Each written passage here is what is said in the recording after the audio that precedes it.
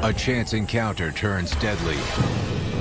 My first thought when I looked at him was, wow, who made this happen to you? There's not a lot of good ways to die, but in this case, Victor Woods would not be at the top of the list. One of the hardest cases of his career. We're talking about a guy here who's willing to kill anybody to cover up his crime. Lieutenant Kenda is about to face off against one of Colorado's most notorious serial killers. Somebody like that, he doesn't need to be around anymore. I have the ultimate challenge. There's no link to this guy. Who the hell are you?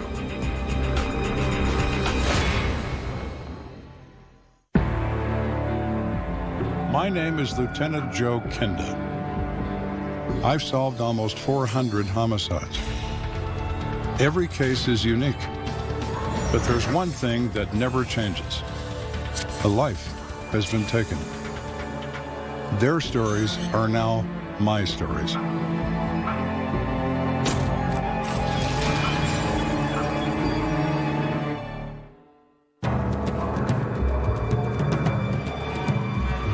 In the early morning hours of January 26, 1988, 911 receives an emergency call. A fire has broken out in a large apartment building. The Colorado Springs Fire Department races to the scene. The smoke is concentrated in one unit. When they get the blaze under control, the firefighters find several items of clothing smoldering on the floor. They appear to have been deliberately set on fire. Firefighters search the apartment. At first, it's all clear. Then they go into the bedroom. A man is laying unconscious on the floor. It appeared that he had succumbed to smoke inhalation, but firefighters, upon closer inspection, observed stab wounds in his chest. Firefighters check for a pulse but find nothing. They immediately call the police. He was found dead in his apartment due to multiple stab wounds and incise wounds. Some of those wounds entered the abdomen and some of which entered the back. It was clear that some of these injuries occurred after he was dead. When you have cases like that, you know that there's been a lot of extreme violence and a lot of anger delivered towards the person to the point at which they continue to injure that person after that person is clearly non-responsive and dead. Papers and documents in the apartment indicate the victim is Victor Woods, a 31-year-old bike shop employee. The question is whether the fire and the homicide are related. Concealment fires are very uncommon. It's not something that happens very frequently at all. Generally, if you have a concealment fire, it's because there is something that the suspect believes that is personal to them or is an identifying factor to them that they're trying to destroy, so that it stops that trail of leads for investigators to follow up to try and identify that suspect. There's a lot of different things you can interpret out of that. One is that this was maybe a act where it was a spur of the moment type thing. I killed the person, now the person goes into panic mode and figures I've got to hide the body, I've got to hide the death. Fire is an easy result. If the fire was started to destroy the body, police know this is no ordinary crime scene. Veteran Detective Lieutenant Joe Kenda takes over the investigation. I walk into this apartment. There is a white male in his 30s, Victor Woods. He's been multiply stabbed. One of the wounds is an eviscerating wound.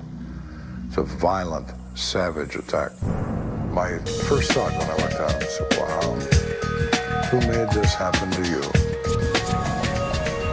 What did you do? What did you say that made somebody do this? Looking around the apartment, Lieutenant Kenda is stunned to see that the smoke alarm has been disabled. When I saw that smoke alarm gone, you get a feeling come over you like, oh my, oh my. He just didn't want to kill this guy. He didn't care who he killed. There were 220 or so people residing in that building. A lot of children, a lot of babies, a lot of adults. A building like that would burn to the ground in a matter of a few minutes. It tells me that this person doesn't care how many people they kill. In my mind, I thought he was exceptionally dangerous. He was willing to take that step, and I felt compelled to really get on this. We have to find this guy. Kenda examines the victim. Woods has been stabbed numerous times in the chest. There is blood, and there is blood spatter. It's not uncommon in multiple stab. You get what's called cast-off bleeding. The first blow produces blood. The second blow disperses it. You've got a large bladed knife swung with great force into the victim, and every time that blade was drawn and raised back for another strike, it throws blood off the blade onto the ceiling, onto the walls, onto the surrounding area. I've even seen multiple stab wounds where you can count the number of wounds by the number of streaks on the ceiling. You count the streaks and you add one, and that's pretty close to your number of wounds. I'm thinking he's been stabbed between 8 and 10 times. And judging from the blood spatter, police are looking for a large blade. They don't have to search very far. A kitchen knife with an 8-inch blade sits on a TV tray next to a chair. It is soaked in blood, both the hilt and the blade. Most likely our murder weapon. Where did that come from?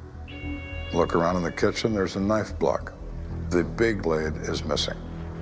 That's our source. Because it tells me one important thing. Weapon of opportunity. Whatever went wrong in here wasn't planned. Somebody didn't come here with a weapon. They obtained one while they were here and left it behind. A knife being used in a homicide has a lot of other potential other than just harming the victim, especially if it's a case where they've stabbed multiple times and now the knife is bloody, their hand is bloody and it's slick. A hand can slip and actually end up receiving some injury as a result of running over the knife blade itself. And a wound on the killer may be just as important as a wound on the victim. I look in the sink and I see athletic socks. They're white. They are the same that are in the dressers in the victim's bedroom. They probably come from the apartment. They're blood-soaked. Those socks in the sink tell me our man's hurt. That blood belongs to the bad guy, not to our victim. He's cleaning up in that sink, or he's trying to. The socks are sent to the lab for analysis. Police search the apartment for more evidence. They don't find any latent prints, but they also don't find any signs of forced entry. And that may be another clue. The victim is familiar with the person that they allowed in. They're comfortable with them.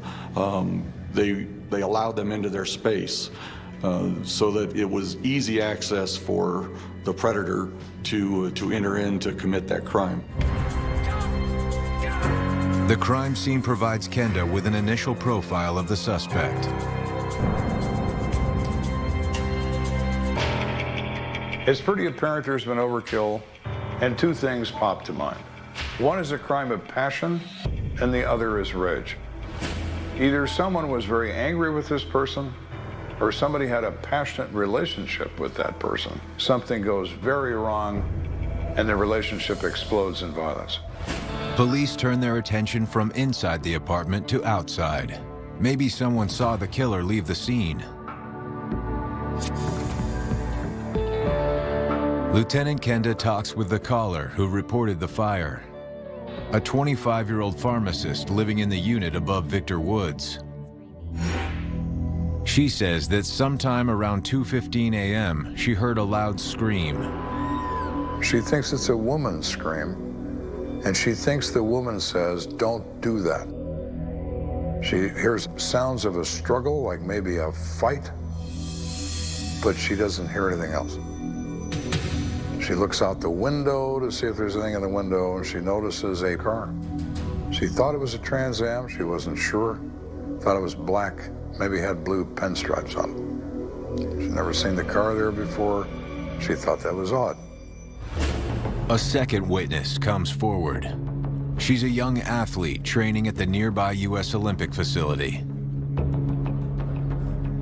She got hurt during her training. She had a back injury, had difficulty with it, had trouble sleeping. She got up at 2 or 3 o'clock in the morning to get a can of pop out of the vending machine. She sees a car leave, really high rate of speed. Car takes off out of the lot. Very loud mufflers, loud engine, but she doesn't see who's in it. She's not sure what color it is, and it leaves at the moment she sees the smoke. At this point in the investigation, detectives' only lead is a car leaving the scene at approximately the same time as the murder. Lieutenant Kenda circles back to the victim. The next step is the most important one. Where was Victor? Where did he encounter this person who decided to kill him? So our focus at that point is, give me a timeline on Victor. When was he last seen alive? And we now know when he's dead. Where was he in between? Because that's the key to finding whoever's with him in this apartment. Investigators contact Victor's employer and co-workers at the bike shop. Some of them tell detectives that Victor had been having some run-ins with another employee. Oh, really? I like run-ins. What kind of run-in? Name-calling and yelling and screaming back and forth. Seemed kind of odd to me that you would have that kind of heated argument among coworkers. So now we have someone else who's interesting. The car is interesting. This guy's promising. He doesn't like that guy, and he really doesn't like him. Well, we need a guy that really doesn't like him, because that's who killed him.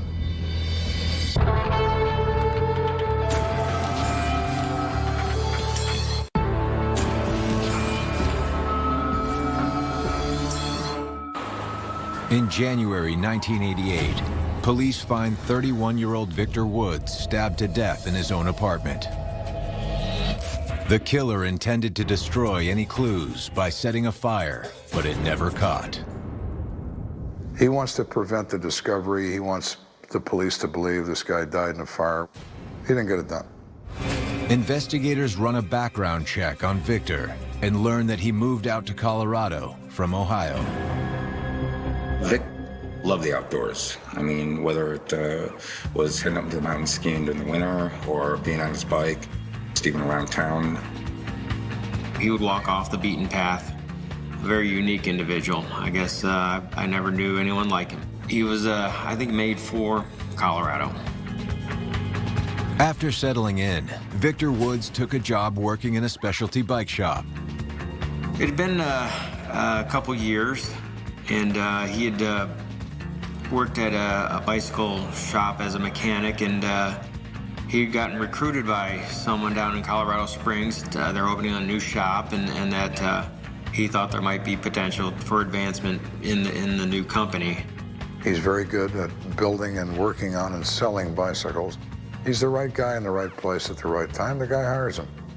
So Victor's doing fine. He's getting along. The news of Victor's murder stuns his family and friends. I was basically devastated. I just could not believe it. The only information I had was none. I did not know who he might have been hanging with or what was going on there. Vic, had no enemies. He just wasn't that kind of guy. We did talk to the local ex-girlfriend. Nothing unusual, nothing out of the ordinary. They just decided to break up, but normal relationship, normal guy. No issues with him as far as she knew. Victor's family provides a picture of a pleasant man who is in the bicycle business. There is no history in Victor's background that would suggest he has ever been involved in any of the high-risk behaviors that often wind up in people getting killed. When investigators talk to Victor's co-workers, however, they discover that he may have made an enemy. Well, Victor and this guy, they don't get along. What does that mean? Explain that more to me. They say that Victor and this particular guy have often argued, heated arguments over the method by which a bike was to be repaired, and it was always a bickering contest that got several times out of control. And you think, well, is that a reason to kill for? Well, some people don't need a reason, but that's not a reason. I thought there had to be something else to that. Why so heated? Why so escalating? Why so angry? If all it is about work, there's got to be something else there. The question is, what is that something? Police bring the coworker in for questioning. He denies everything, of course. You know, he's angry, he feels trapped, he's frightened, he's all the right things. Nothing about him is unusual. Takes a while, but he finally says, well, it's more than about the repairs. Okay, because now I want you to tell me a story I'll believe. Don't tell me about fighting with this guy because you don't like his technique, because that's bull. Tell me what you feel. Why are you so pissed at this guy? And he finally tells me the truth, or something at least I believe.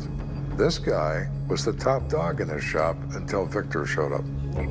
Now the guy's afraid he's going to lose his job, because Victor is really good at what he does. And he's obviously much better than this guy. So he reacts out of self-defense to yell at Victor and try to minimize his skills and so on. And he's just trying to protect himself.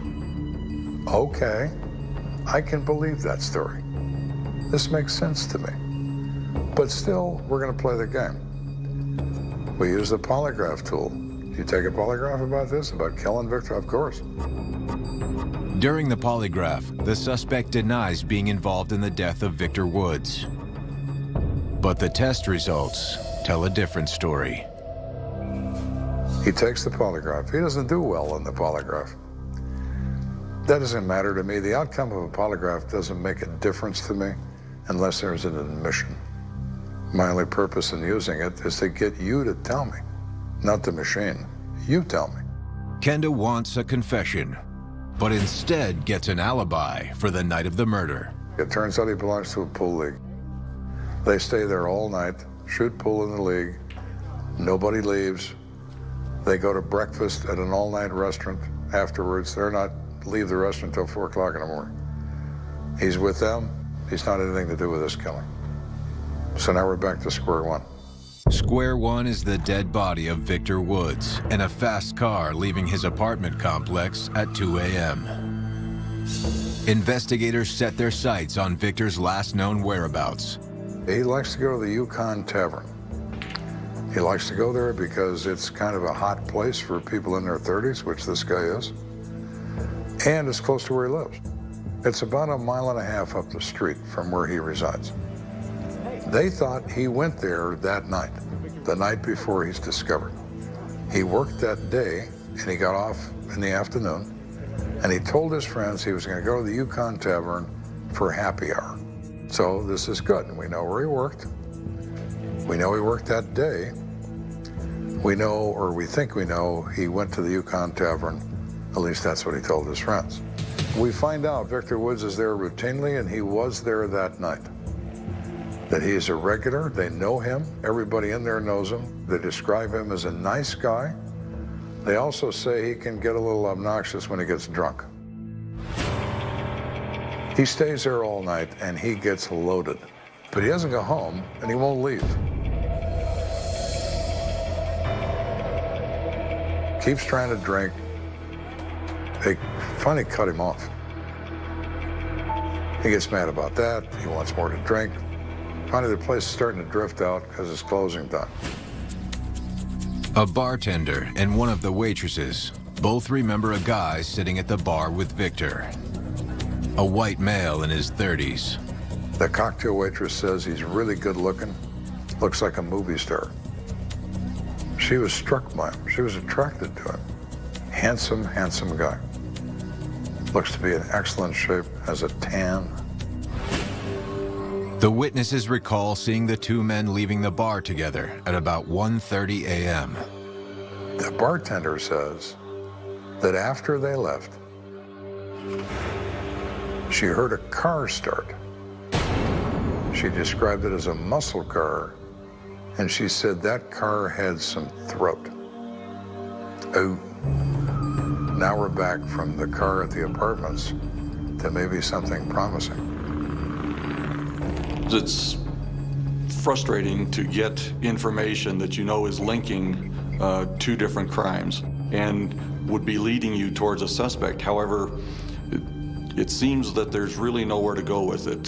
How do you identify a vehicle that people have said they heard but you can't really go anywhere with it until you've got that extra factor that's going to point to a specific person, specific car, specific location.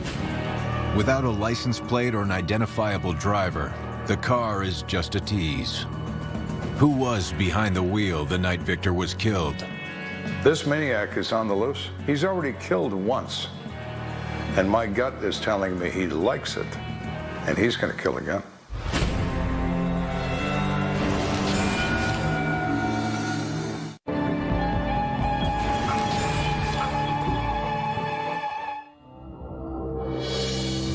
Several days after the murder of Victor Woods, the police have very few leads in their investigation. It was a mystery. It was like, why would somebody do that to somebody and then set a fire? You're obviously putting a lot of other people in danger as well, people who lived in that apartment complex. So it kind of takes on a whole different meaning than just a basic fire.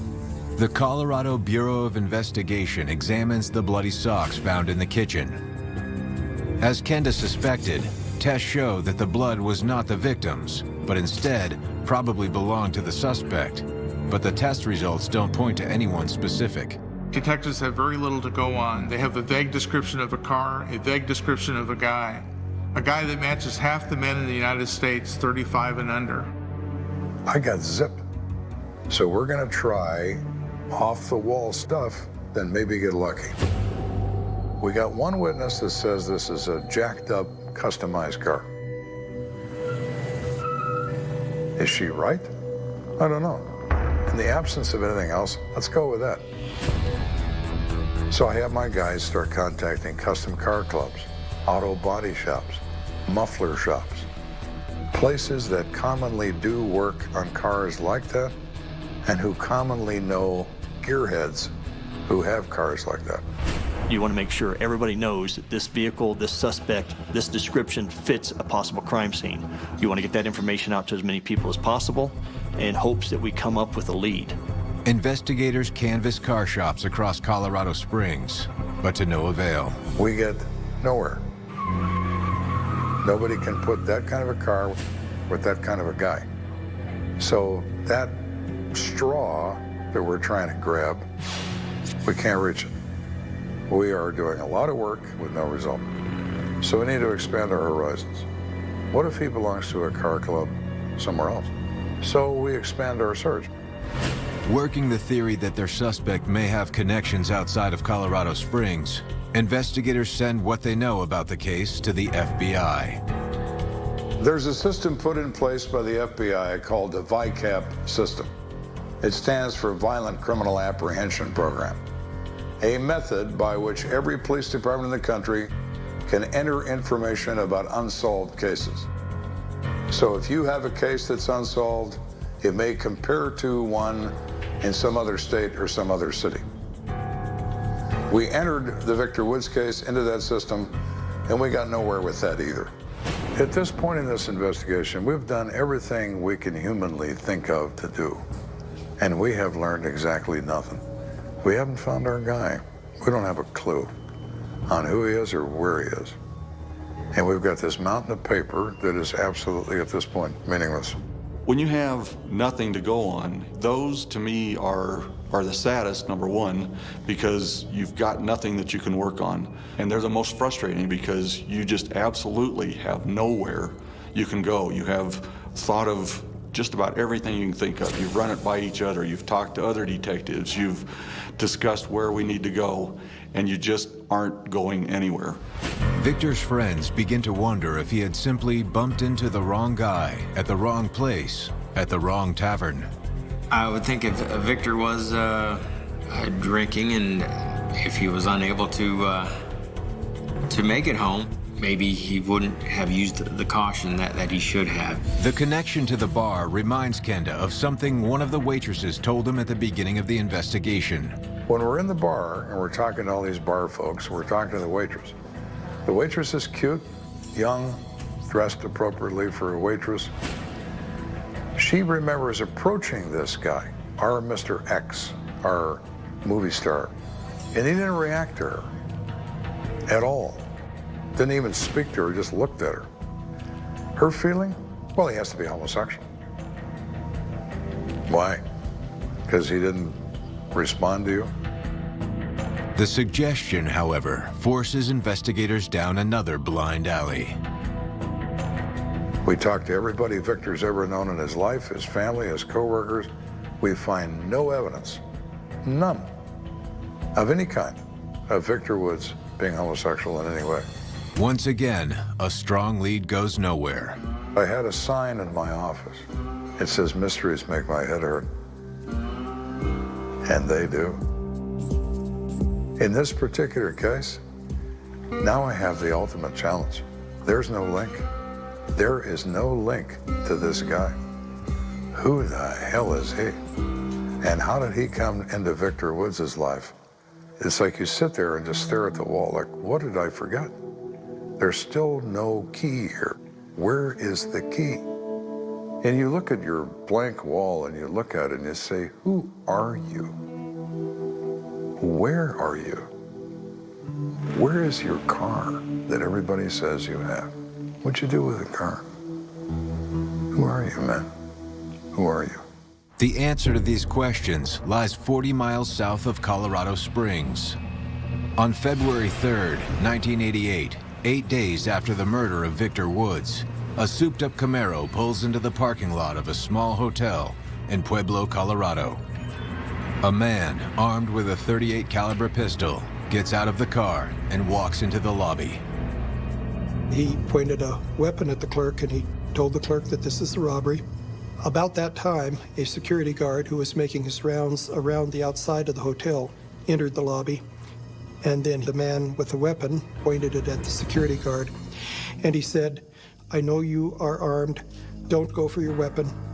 And then he approached the security guard, disarmed the security guard, and then shot the security guard right in the face. The security guard fell to the floor, but he did survive, and he was able to hear what happened next. He told us that he heard the suspect go back toward the lobby. He heard a second gunshot, which would have been the shot that killed the clerk laying on the floor. And then he heard the suspect leave the hotel, and he heard a loud vehicle, like a loud muscle car, pull out of the parking lot of the hotel. The cold-blooded killing shocks the small community. It was the kind of thing where, wow, this poor person was just at work doing his job, and somebody comes in for really no reason other than, maybe a small robbery that's not going to net a lot of money, and shoots this young man just in cold blood. Lieutenant Kenda doesn't know it yet, but Victor Woods was just the beginning. Kenda is now hunting a serial killer, and the clock is ticking.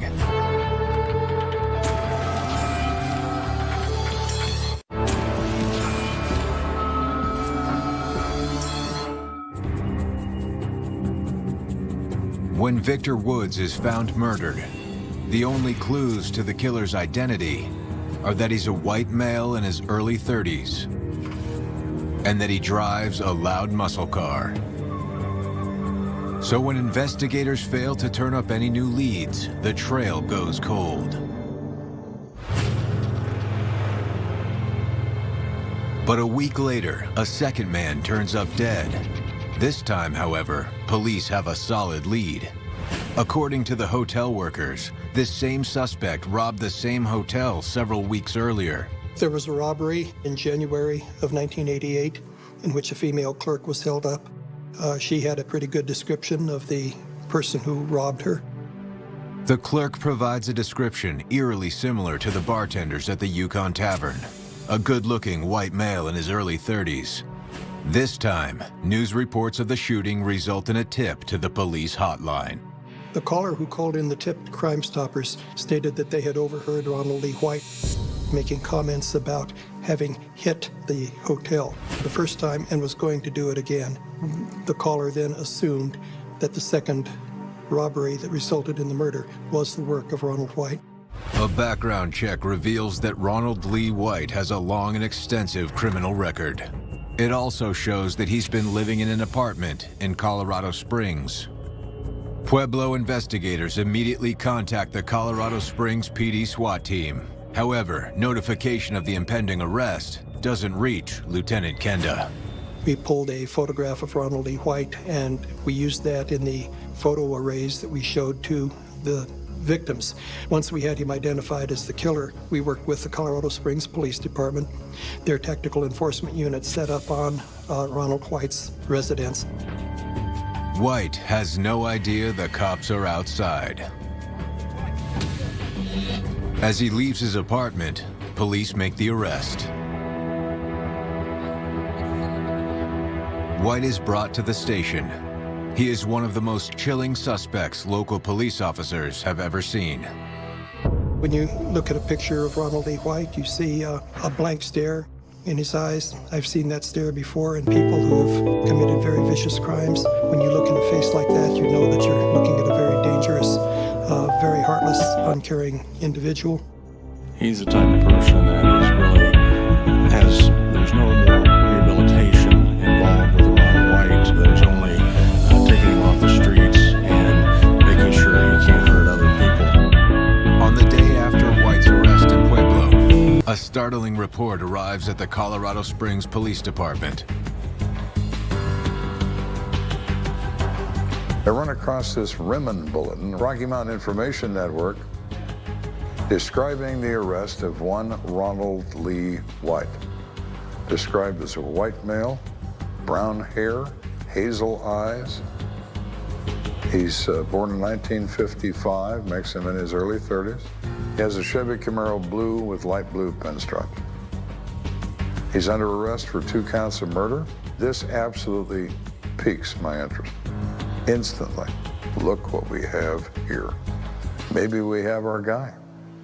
But I'm trying to hold back my excitement because I've been disappointed in this case 5,000 times. But this guy fits very nicely, and he is the right look, and he is the right car, and he's violent. So I like it, but I'm just a little bit afraid of liking it too much. But we gotta look into this. While investigators believe White is the right suspect in the hotel shooting, can they connect him to Victor Woods? We take his picture out to the waitress at the bar. We get a looks like ID. Not a positive ID. That looks like the guy. Great. Bartender the same. Looks like the guy. There's no positive ID. We can't put him anyplace. Do I have anything I can take to court? No, I don't. The car is the closest link we have, but we have a witness that thinks it's a Trans Am. His car's a Camaro. The only thing I have is reasonable suspicion. He might be our killer. That's not enough to make the charges stick, but it is enough to warrant a conversation. I need to talk to this guy. I need to get Ronald Lee White to tell me he killed Victor Woods. I need that confession. White is the type of case that you want to do everything you can, from the district attorney's office to the police department, through the multiple jurisdictions, to make sure that we arrest as soon as possible so that he doesn't kill again and that we convict. The evidence points towards Ronald Lee White as the primary suspect in the Victor Woods case. But is it enough? Without any guarantees, the veteran detective decides to face off with a possible serial killer in an effort to make him confess. In many ways, it's a game of poker for all the money. Except we're playing with his life.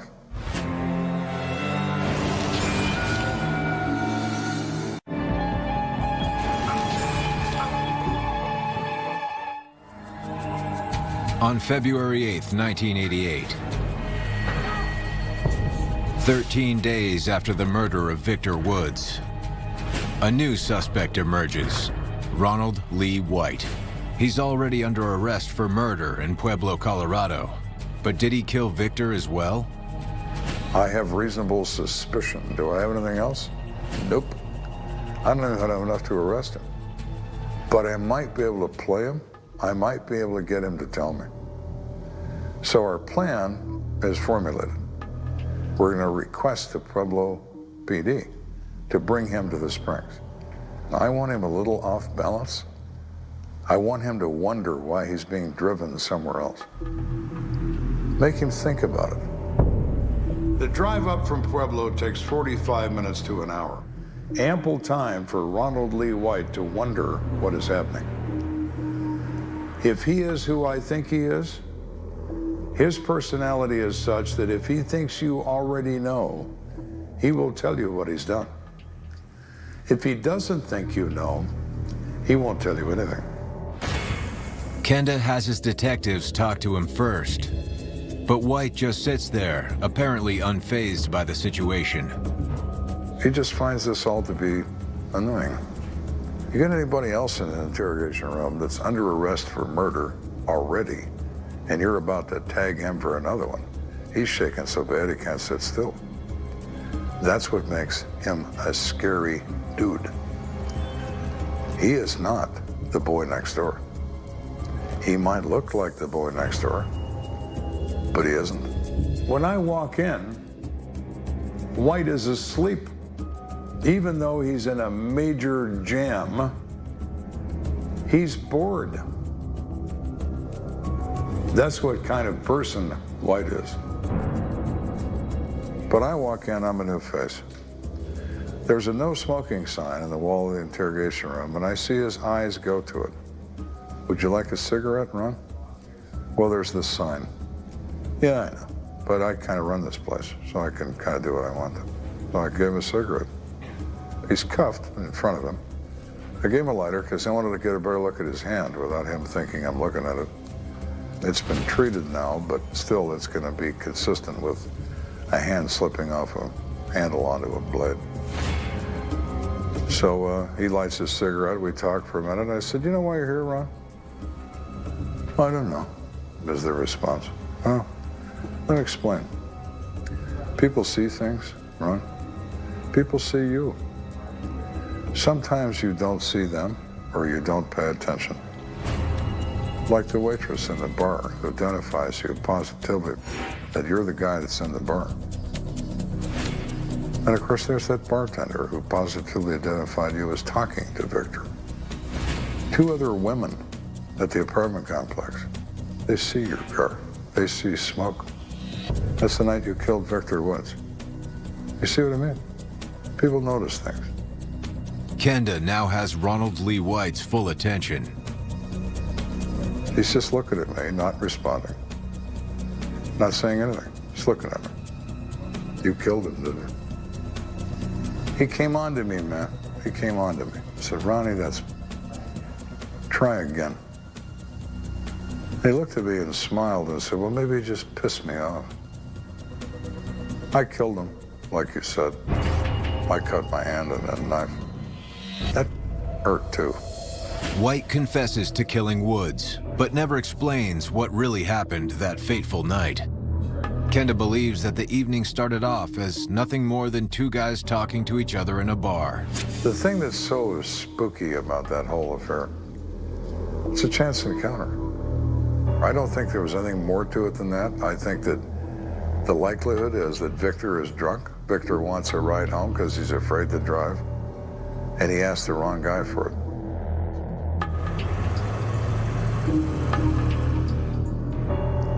And the likelihood is because Vic is sociable and he's been drinking. Come on, let's have another drink. All right, he goes in for whatever reason. And when he goes inside, something goes very wrong. Now, did Victor go into his saying the wrong thing, which he did when he drinks? What if he said something to Ron and made him mad? And Ron went off and grabbed a knife and hacked Victor to pieces with it in a moment of rage, because that's what Ron White is. Ron's a sociopath. And I think that's all there was to it. It was a moment in time for Ron White, and it ended Victor Wood's life. Kenda has his man, but just how many other victims are out there? We're going to charge you with this murder, Ron, another one. You're making a list. Who else have you killed? He didn't answer me, but he looked at me, and he smirked at me. Ronald Lee White soon admits to shooting the hotel clerk in Pueblo, as well as his old roommate 3 years before. White tells the investigators that he is an avid Star Trek fan. He prefers the old programs. He has a roommate, and the roommate wants to watch something else, just as he's prepared to watch his Star Trek program. So Ronald White shoots his roommate in the face with his .44 Magnum revolver because he was going to change that channel, and that's just not going to work. They were going to be able to obtain the death penalty in Pueblo, and they wondered if we would incorporate our case with theirs in order to better ascertain that result. And so that's what we did on that case. White eventually pleads guilty to the murders of Victor Woods, the hotel clerk, and White's roommate. He receives a life sentence without the possibility of parole. During his sentencing, White tells the judge that he had a hand in as many as 15 other murders. We have the general idea of what a serial murderer might look like or whatever, and you look at Ronald Lee White and you think, here's somebody who I would walk past in the mall and never even think that he's somebody who could be so cold-blooded, who could have, maybe a half an hour before killed somebody and then be just walking down the street the next minute. I thought that this guy was sick and that he should be put away forever. He took something that couldn't be given back. He had no regard for human life, and he would obviously do it again if need be. Vic was just in the wrong place at the wrong time. This guy was going to probably kill somebody that night anyway, and it just so happened that they crossed paths. Closure never happens for a victim's family. It just doesn't. I think many people can quietly take the pain. Some people cannot.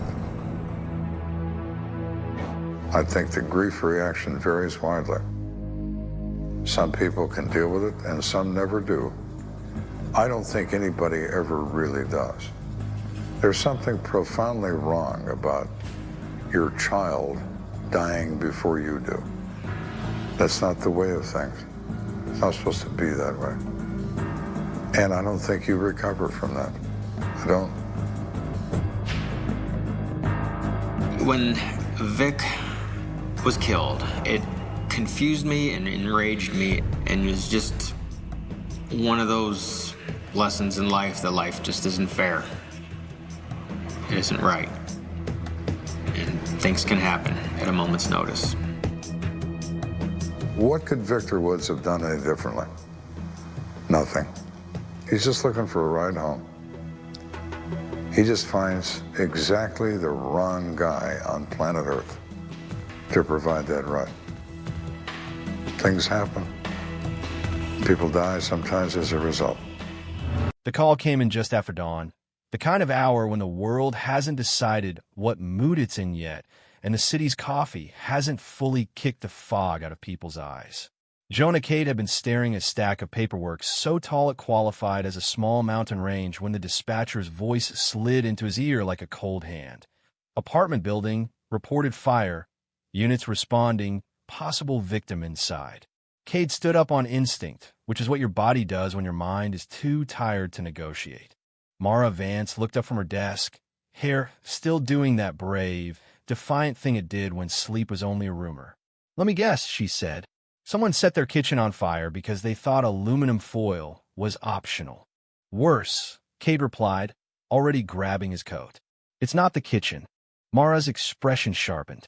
She was out the door before he finished the sentence, because for all the jokes, there was one rule they both lived by.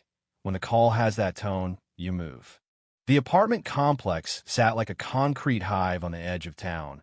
A big building with too many windows and the faint smell of old carpet that never truly leaves places where hundreds of lives overlap.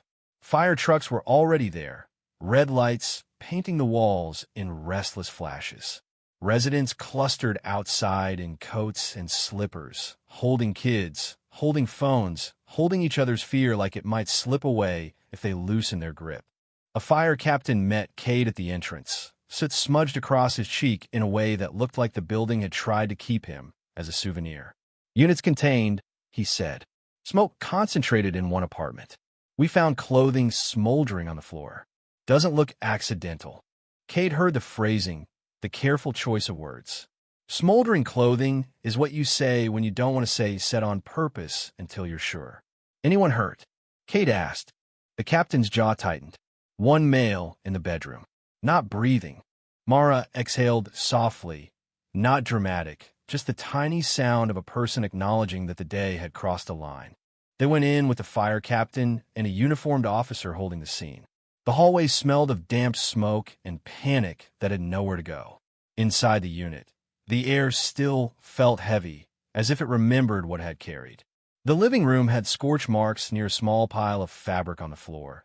Clothes that had been deliberately pushed into a corner like someone was trying to keep the fire small and useful, not loud and hungry. Cade moved slowly, eyes scanning, mind shifting into that quiet, meticulous mode. "Concealment fire," he murmured. Mara looked around. "If you want to conceal something, you usually don't do it in a building full of families," she said. "That's not concealment. That's reckless." Cade's gaze went up to the smoke alarm. The cover was open. The battery was missing. He felt that familiar chill, the one that comes when you realize this wasn't just about one person. "They didn't just want to hurt someone," he said quietly. "They didn't care who else got hurt." Mara's voice softened. "Okay, so we're not dealing with someone who makes careful moral distinctions." "Not my favorite kind of person," Cade replied, which was as close as he got to understatement. In the bedroom, the victim lay on the floor, a man in his early 30s. The scene was brutal without needing the ugly details. There were signs of a violent struggle, signs of repeated strikes, the kind of anger that doesn't stop when it should. Cade didn't linger on it. He never did. He believed a victim deserved more than becoming an object for someone else's curiosity. The fire captain stepped back as Cade crouched at the threshold. "Names in his paperwork," the captain said. "Victor Woods, bike shop employee." Cade absorbed the name like a weight. Another person, another story now forced into the department's hands. He scanned the room, the furniture, the small signs of a life interrupted. A TV tray near a chair, a kitchen knife resting there, placed almost casually, as if whoever left it behind had either panicked or felt so untouchable they didn't care. Cade's eyes moved to the kitchen sink. White athletic socks lay inside, soaked through. Mara saw it too. "That's not laundry," she said. "No," Cade agreed. "That's cleanup." He didn't have to say more. The implication sat between them. Whoever did this likely injured themselves, and they tried to deal with it fast. People imagine criminals as careful masterminds. In reality, a lot of cases turn on the simplest human problem in the world: blood on your hands and nowhere to put it. Crime scene techs worked the apartment, careful and quiet. No forced entry. No useful prints. The place offered the same frustrating message Cade had heard 100 times. The victim probably opened the door. Familiarity, trust, routine. Those ordinary things that make you feel safe are also the easiest way danger walks right into your house. Outside, Cade spoke with 2 witnesses. One was a pharmacist who lived upstairs, eyes wide, voice tight. She described waking to a loud scream around 2:15 a.m., a woman's voice shouting something like, "Don't do that," then the sounds of a struggle, then silence.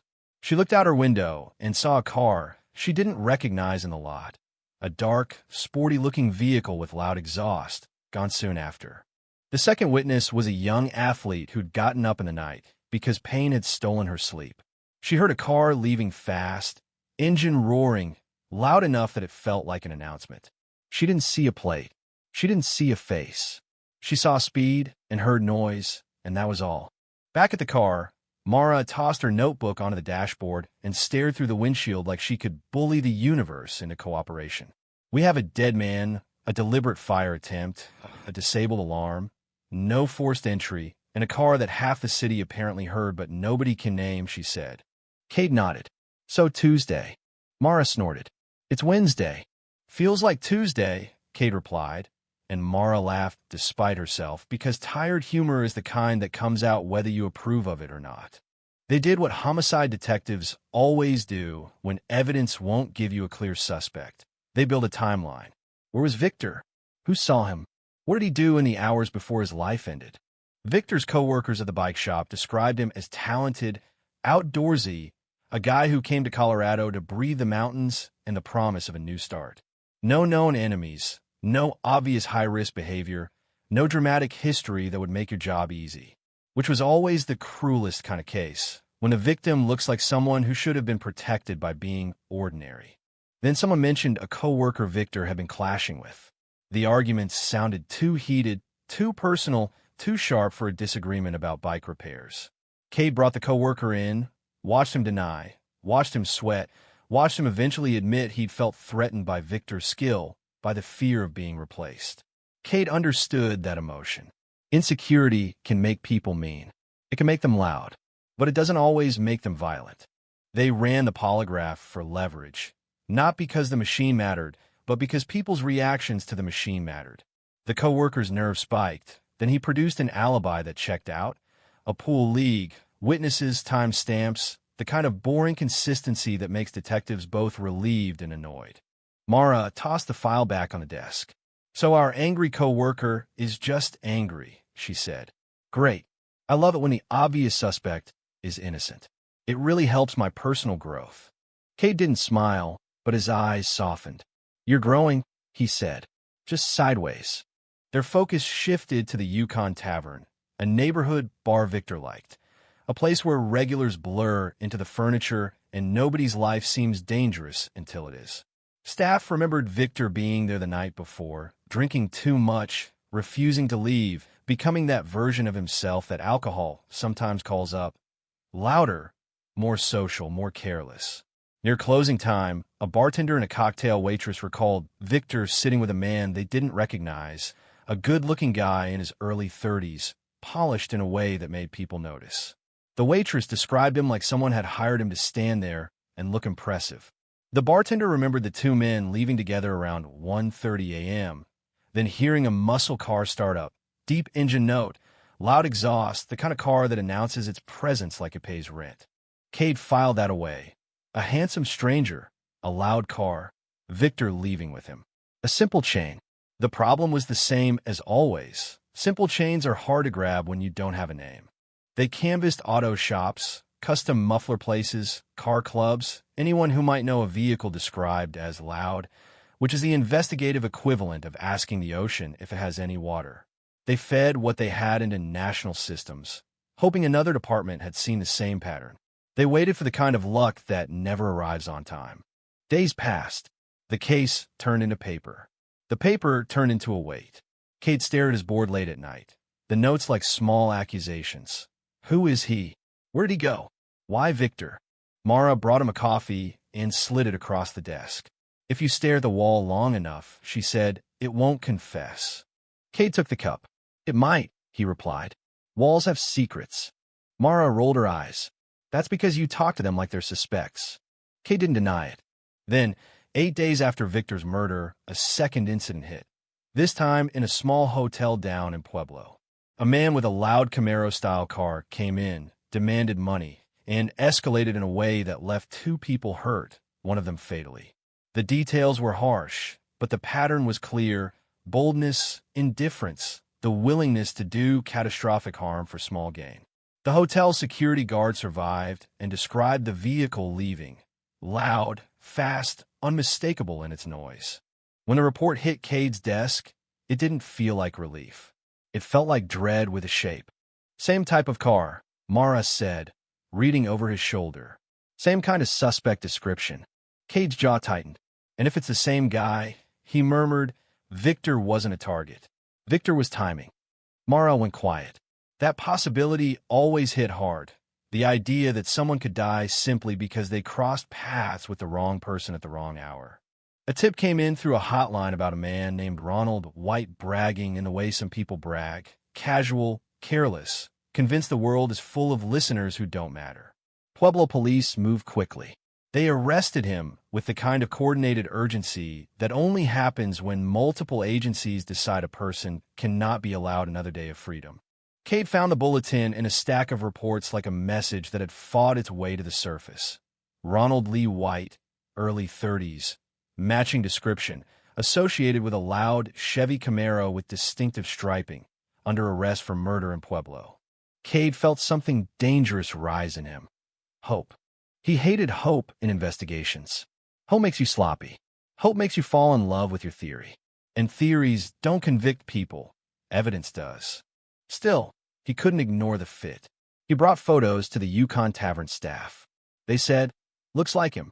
Not a confident identification. Not the kind you could walk into court with and feel proud. But enough for Cade to do what he did best. Talk to the person and see if the truth could be coaxed out by pressure and psychology. He asked Pueblo to bring White up to Colorado Springs. Not for convenience. Cade never believed criminals deserve convenience, but for strategy. A change of place can shake a person loose. The drive gives them time to wonder. Wonder turns into anxiety. Anxiety can turn into mistakes. White arrived looking bored, which is what unnerved Cade the most. Most people in custody are tense. White looked like a man forced to attend a meeting he didn't schedule. He sat in the interview room with that blank calm that makes you realize you're not dealing with ordinary fear. When Cade walked in, White's eyes lifted. He noted the no smoking sign with the kind of petty attention that suggested he wanted control of something. Anything. Cade glanced at the sign, then at White. "You want a cigarette?" he asked, voice casual. White's eyebrows rose. "There's a sign." Cade shrugged. "I run this place." Mara, watching through the glass, later said Cade's tone had been so dry it could have preserved fruit. Cade handed White a cigarette and a lighter, not because he was being kind, but because he wanted to see White's hands without making a show of it. A lot of violent encounters leave a mark on the person who caused them. A cut, a scrape, something small that tells a bigger story. White lit up. Cade saw what he needed to see.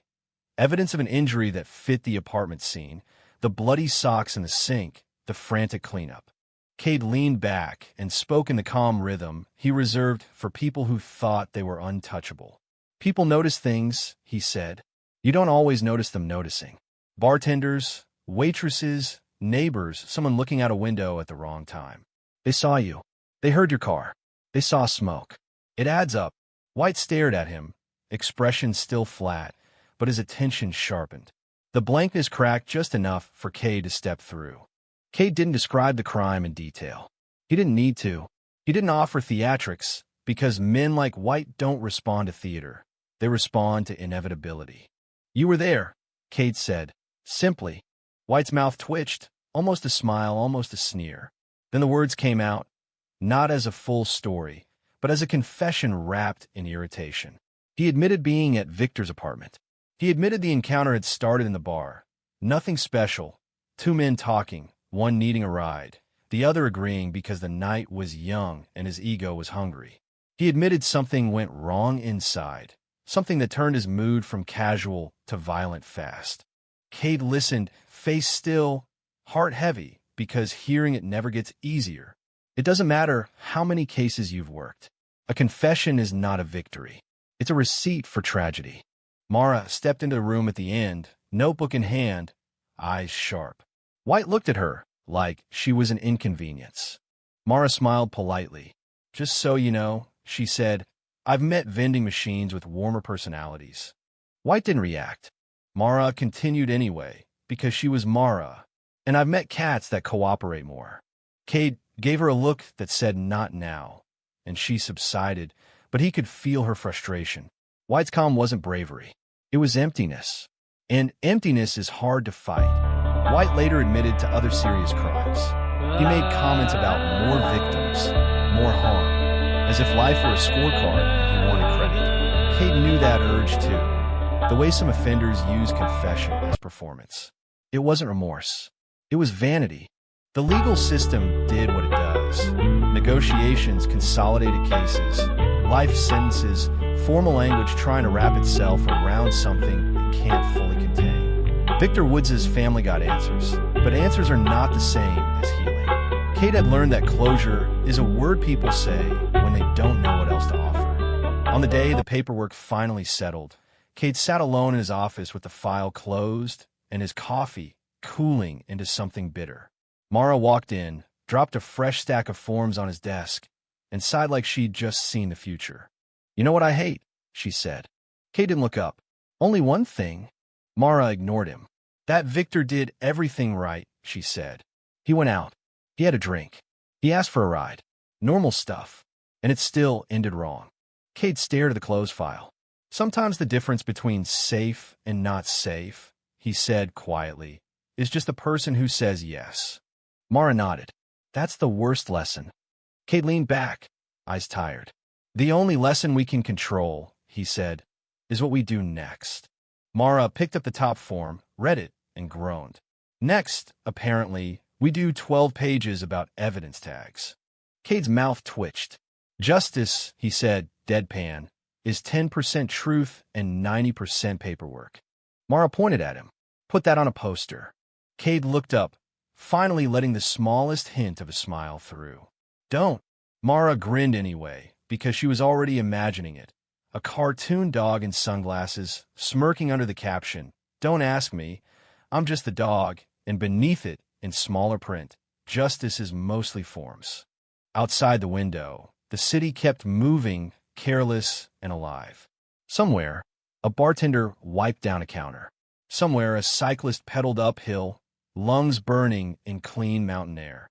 Somewhere, a mother stared at a phone that would never ring with the voice she wanted. Cade stood, turned off the office light, and let the darkness settle. He didn't feel triumphant. He felt tired, but he also felt something steady under the fatigue. The stubborn belief that even when life is unfair, even when the night brings chance encounters that shouldn't matter but do, the truth is still worth dragging into the light, carefully, respectfully, and without letting anyone turn it into a party trick. Then his phone buzzed again, because the city had no interest in letting him become philosophical in peace. Mara's voice came from the doorway. "Don't answer it," she said. "If we ignore it, maybe it goes away." Cade reached for the receiver anyway. "It never goes away," he replied. Mara sighed. "Fine," she said, grabbing her coat. "Let's go ruin another criminal's day with our personalities and our forms." Cade opened the door, stepped back into the fluorescent hum of the precinct, and followed the next call into the next story. The confession didn't land like a victory. It landed like a heavy coat someone draped over Jonah Cade's shoulders and then walked away, leaving him to carry it through the rest of the day.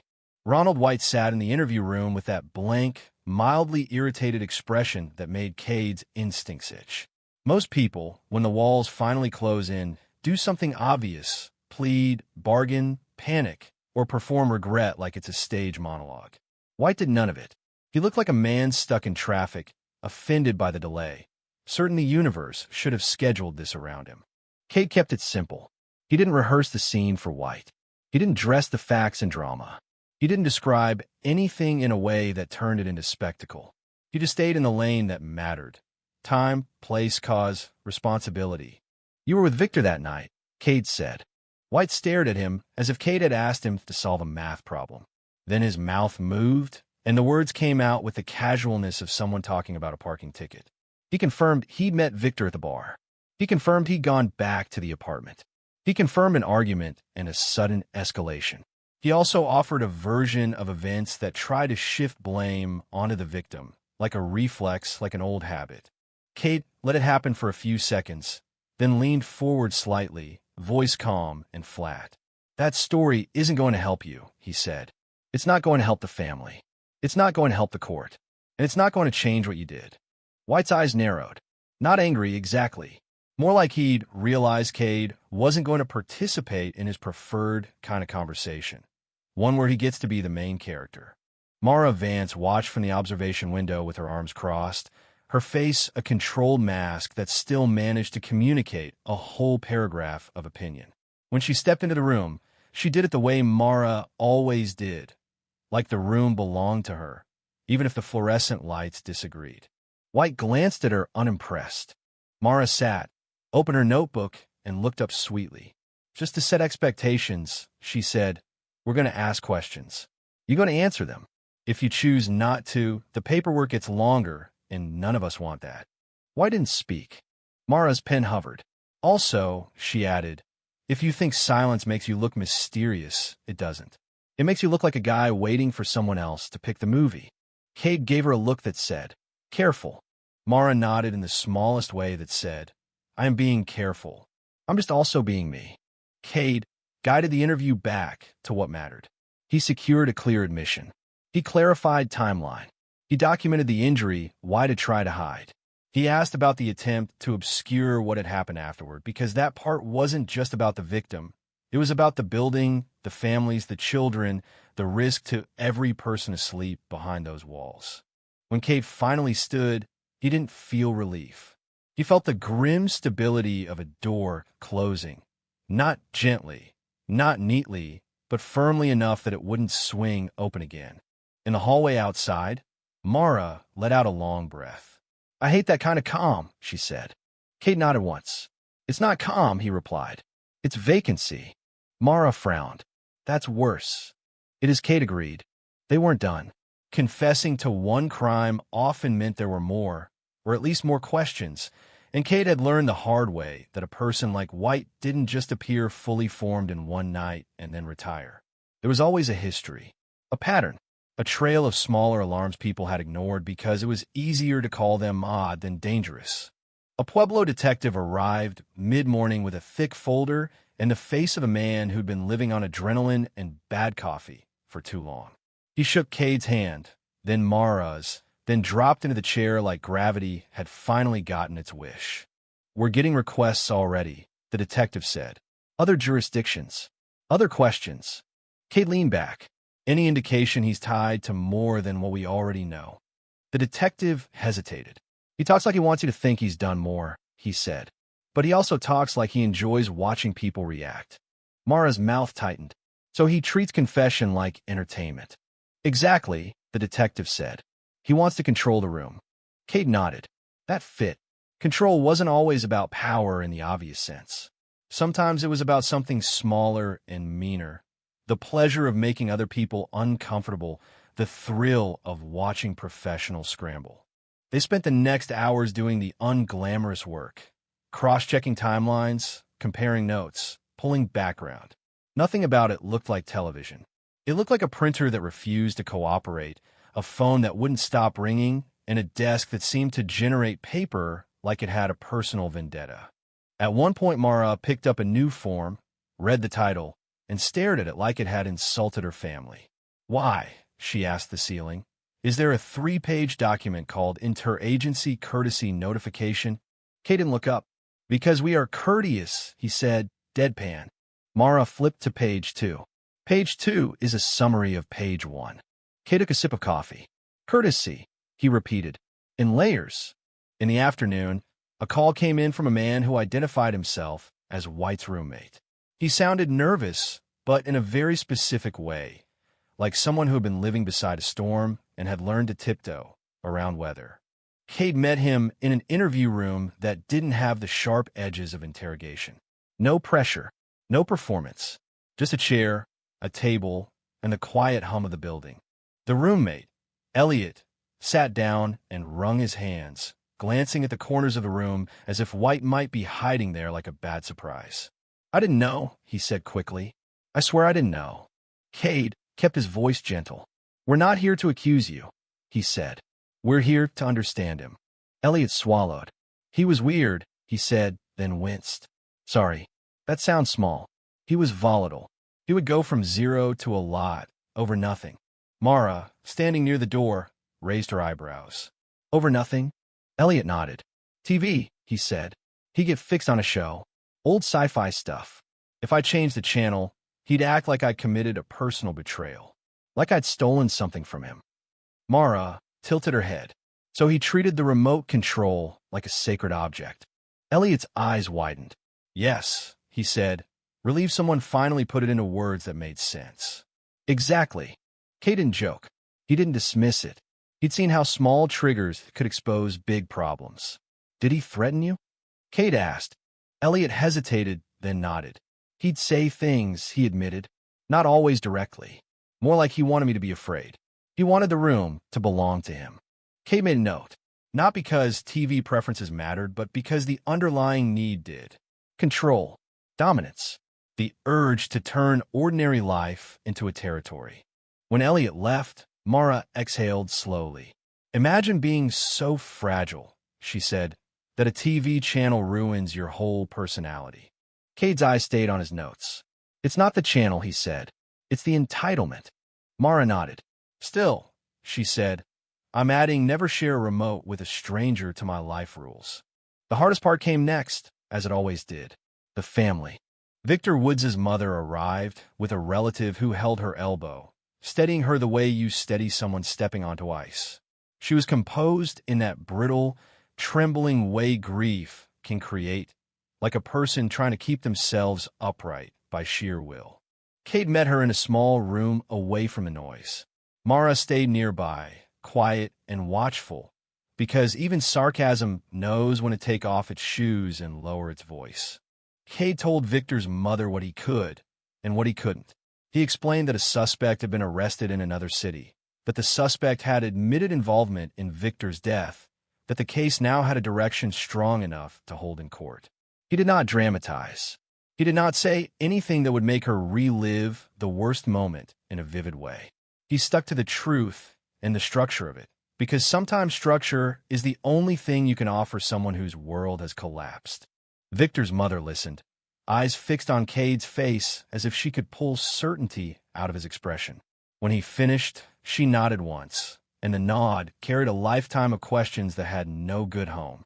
So, she said softly, you didn't know my son. Cade held her gaze. No, he said. Not really. She stared down at her hands. Then why? She whispered.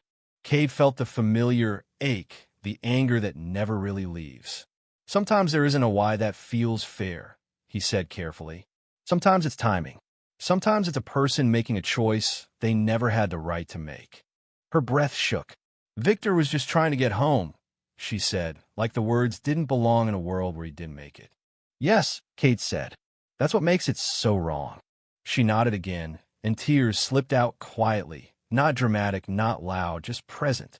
I keep thinking, she said, if he had done one thing different, if he'd left earlier, if he'd called someone else. Cade gently shook his head. People do normal things every day, he said. They accept a ride. They trust a face.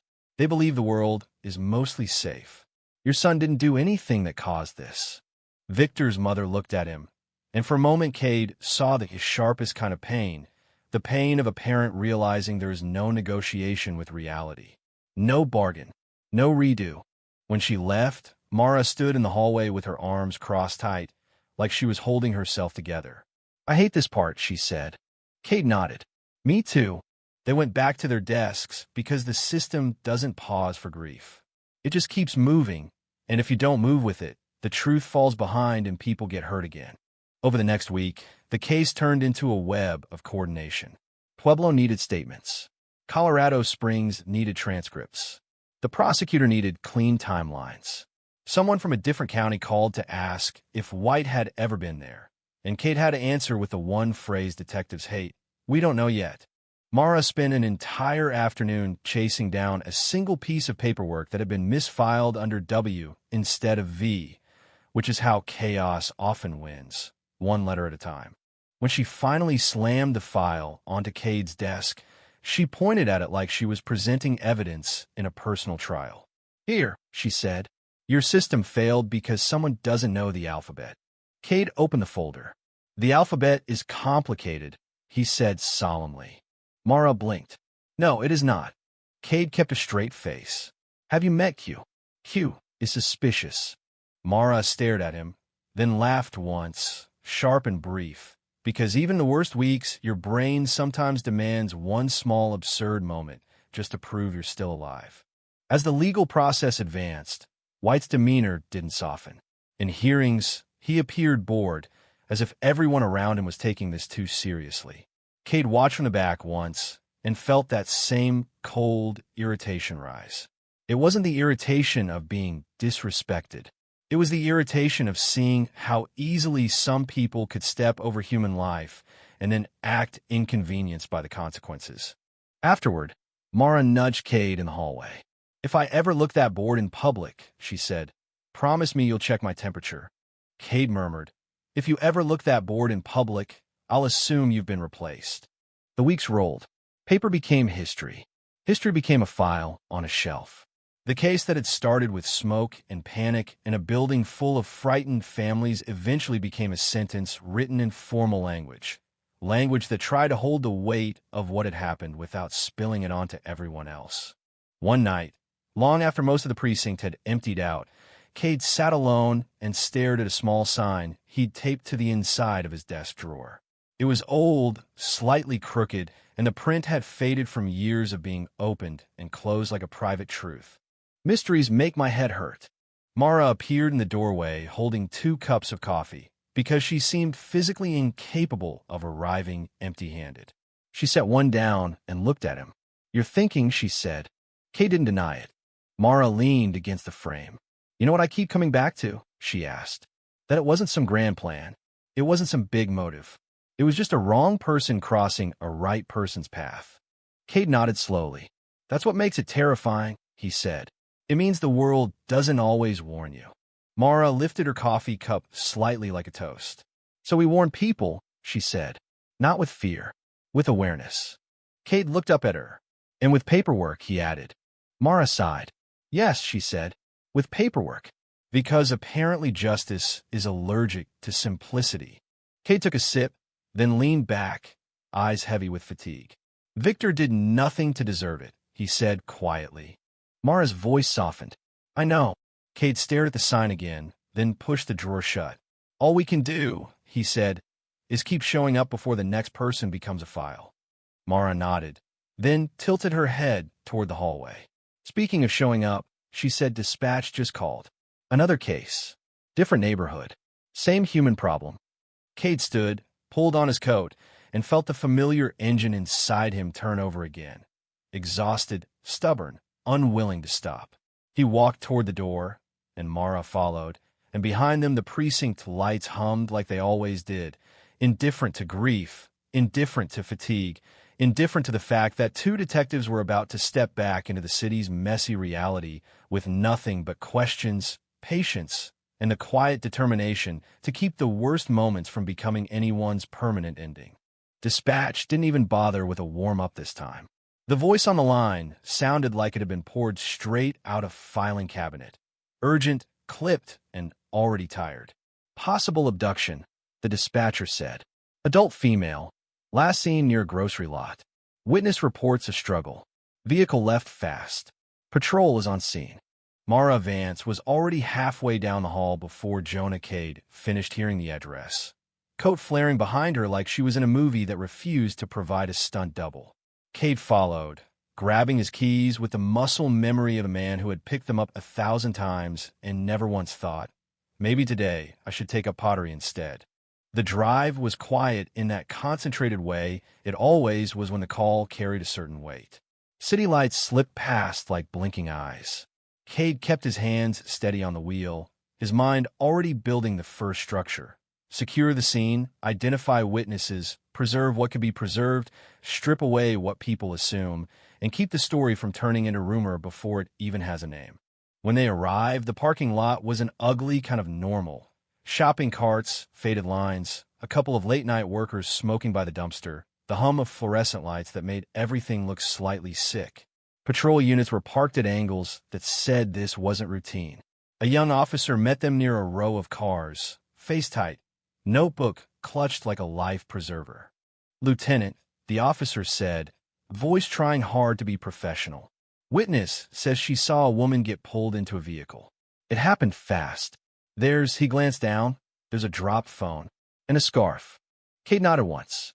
Good job holding the scene, he said, because people needed that small reassurance when they were standing in the shadow of something frightening. He looked at the dropped phone, screen cracked, still glowing with an unanswered notification, and felt the familiar internal shift. A phone on the ground is an interruption. It's a sentence that ends too early. Mara crouched near the scarf, careful not to touch. That looks expensive, she murmured, which means either our victim has taste or the scarf has a better paycheck than we do. Cade scanned the area, noting the position of the items, the angle of tire marks that suggested someone had accelerated hard. He didn't narrate his thoughts out loud. He never liked performing. But he did clock the small detail that mattered.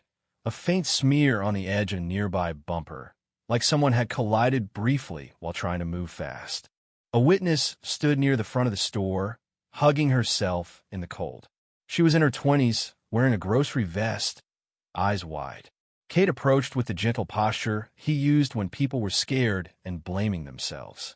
"I'm Jonah," he said. "You're safe. Tell me what you saw." The witness swallowed. "She was walking to her car," she said.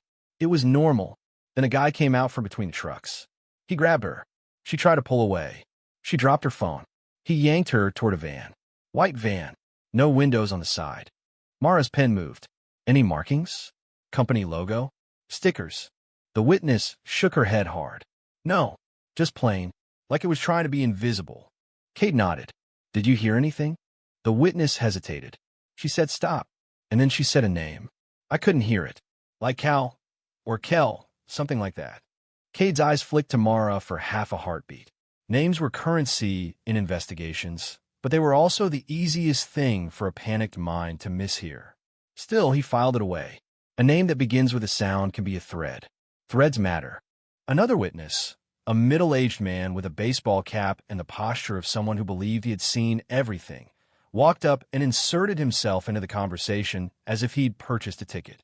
"I saw it too," he declared. "Guy looked like trouble. You can just tell." Mara looked at him. "Sir," she said with polite firmness, "if you can just tell, we're going to need you to teach a class because it would save the city a lot of paperwork." The man blinked, offended by the concept of humor in an emergency. "I'm serious." "So are we," Mara replied, and somehow managed to make it both true and a warning.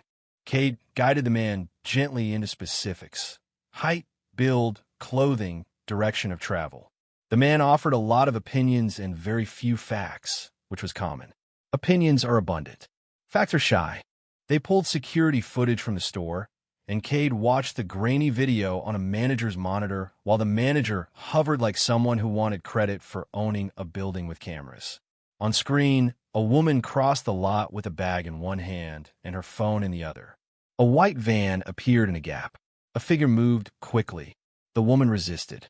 The van door opened, closed, and then the vehicle rolled out with the calm smoothness of something that had rehearsed being calm. Mara's jaw tightened. "That van's too clean," she muttered.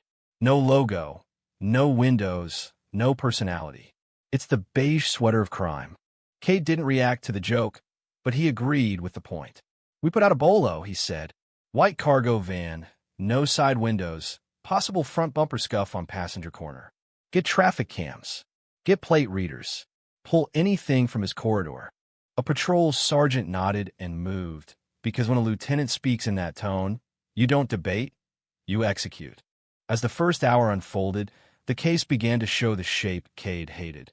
A fast event, a moving suspect, a city full of roads. The only advantage was the clock. The sooner you move, the more mistakes the suspect makes, and the more the city itself becomes your witness. They identified the victim within an hour.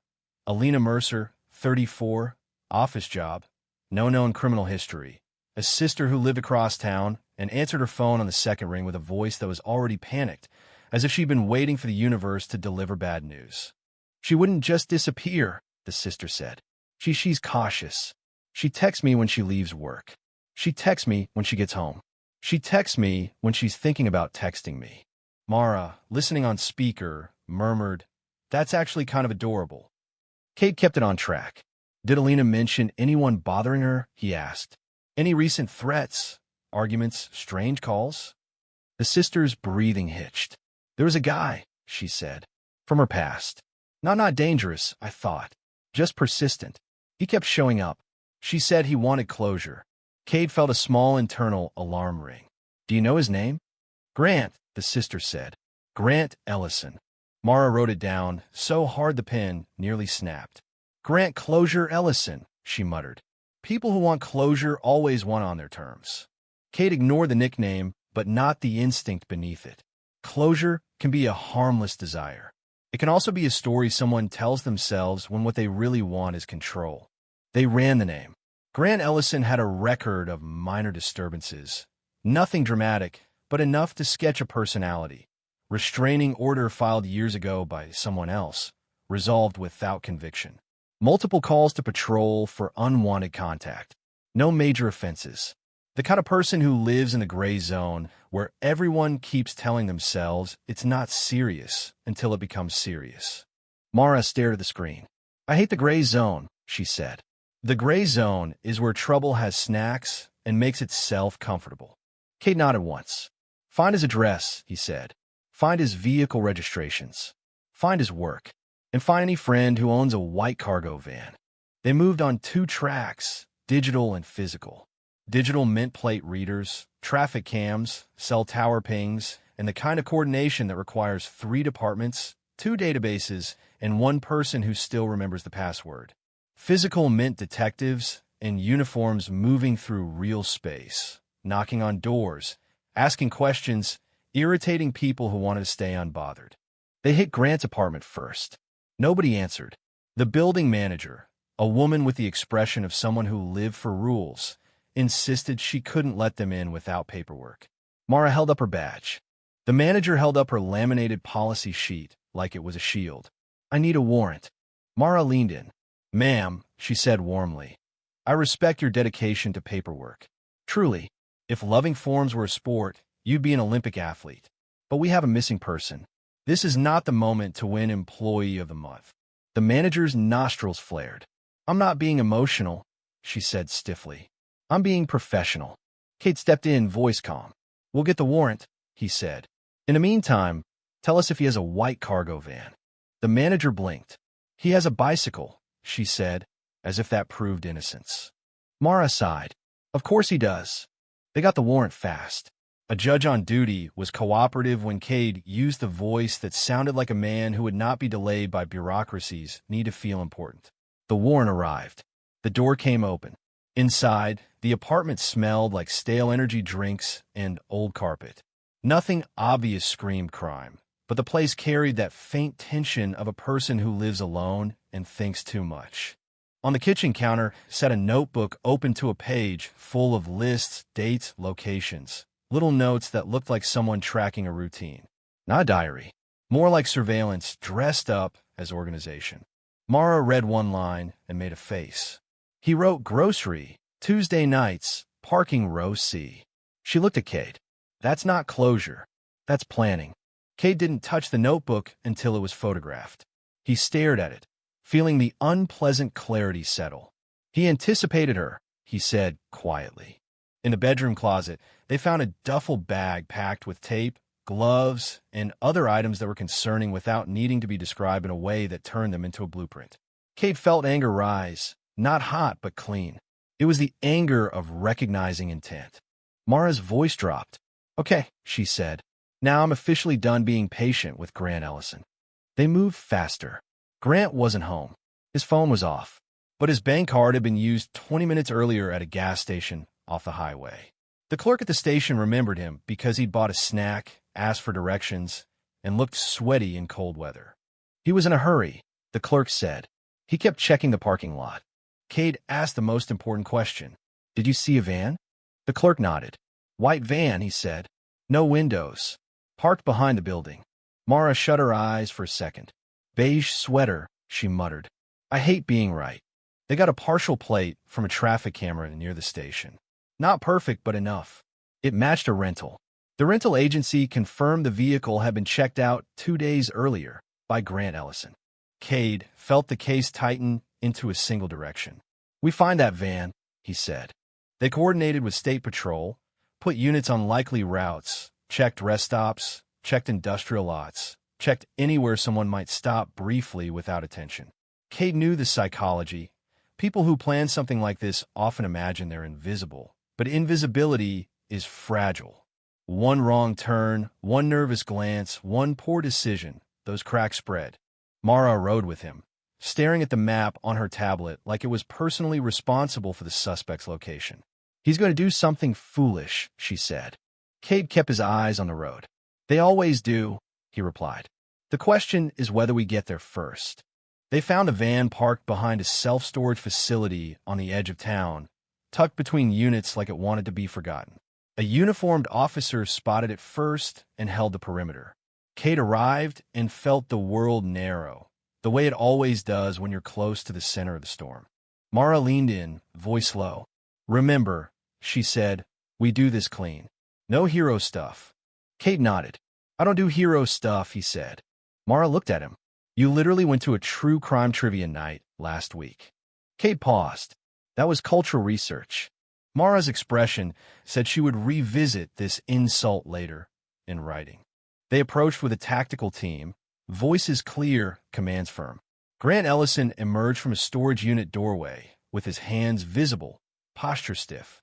His face carried the expression of a man trying to decide whether his story could still work. Kate spoke calmly, holding the moment steady. "Grant," he said, "where's Alina Mercer?" Grant's jaw tightened. "She's fine," he said quickly. She's with me." Mara's voice sharpened. "That's the problem, Grant." Grant blinked as if no one had ever framed it that way before. Kate kept it controlled. "Tell us where she is," he said. "Now." Grant hesitated. His eyes flicked toward the storage unit. A mistake. A huge one. Directional cues are the closest thing to truth a liar gives you. Within minutes, officers opened the unit carefully. Inside, Alina was found alive, shaken, frightened, but breathing, responding, and immediately surrounded by medical care. She clutched a blanket like it was a shield and kept looking at faces as if she couldn't trust any of them to be real yet. Cade felt the rarest sensation in homicide work, relief that didn't come with a funeral behind it. Mara exhaled so hard it was practically a weather event. "Okay," she said softly. "I like this ending better." Cade nodded, watching paramedics guide Alina out gently. "Me too," he said. Grant was taken into custody without spectacle. He tried to talk as they led him away, tried to explain himself in a rush of words that sounded like excuses dressed as feelings. Cade didn't engage. In these moments, engagement can become fuel. The process would handle him. The evidence would handle him. The court would handle him. Cade's job was to make sure Alina made it to the next day. Later, back at the precinct, Mara sat on the edge of Cade's desk, looking both exhausted and strangely satisfied. "We found her alive," she said, as if saying it again would make it more real. Cade leaned back. "We did," he replied. Mara nodded slowly. "I'm going to celebrate," she said. Cade lifted an eyebrow. "Ow," Mara pointed toward the break room. "I'm going to eat the last vending machine donut," she declared. "And I'm going to do it without guilt." Cade stared at her. "That donut has been in there since the last administration." Mara shrugged. "Today," she said, "I fear nothing." Cade almost smiled. "Almost. Just make sure you write a report first," he said, because if he didn't say it, the universe might punish him for optimism. Mara hopped down. "Lieutenant," she said, "you're incapable of joy without documentation." Cade didn't deny it. When the building finally quieted, Cade sat alone for a moment and stared at the city through the window. Somewhere out there, Alina Mercer was going to call her sister. Somewhere out there, a family was going to cry for a reason that wasn't grief. Somewhere out there, a woman was going to sleep and wake up and text someone she loved just because she could. Cade knew tomorrow would bring another case, another fear, another file that wanted to become permanent. But tonight, just tonight, he let himself accept the simplest truth a detective doesn't often get to hold. Sometimes you arrive in time. Mara's voice drifted down the hall. "Cade." He stood. "What?" Mara appeared at the doorway, holding a donut in one hand and a report form in the other. "I filled out the report," she announced, mouth full. "I'm officially documenting my joy." Cade stared at her for a beat, then finally let a small, tired smile slip through. "Good," he said. "Make 2 copies." Mara groaned theatrically and disappeared back into the hallway, and the precinct lights hummed on, indifferent but steady, as Jonah Cade returned to his desk, still tired, still stubborn, still human, still ready for whatever story the city decided to hand him next.